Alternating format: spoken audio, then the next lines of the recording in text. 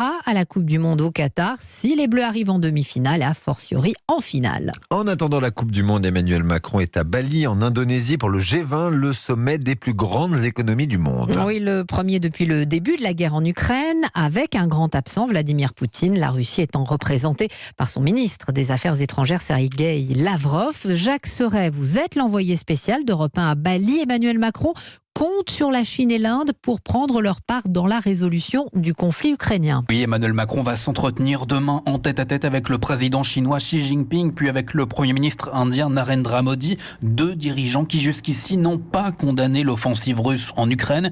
Emmanuel Macron veut essayer de convaincre ces deux interlocuteurs que la poursuite de la guerre n'est pas dans leur intérêt, que justement leur intérêt est que le monde retrouve de la stabilité.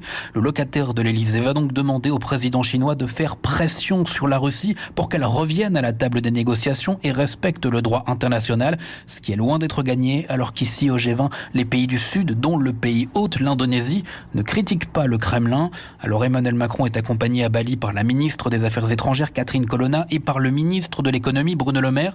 Mais ce que nous rapporte l'Elysée, c'est que personne côté français n'a prévu à ce stade de s'entretenir directement avec le chef de la diplomatie russe Sergueï Lavrov. En revanche, Emmanuel Macron appellera le grand absent Vladimir Poutine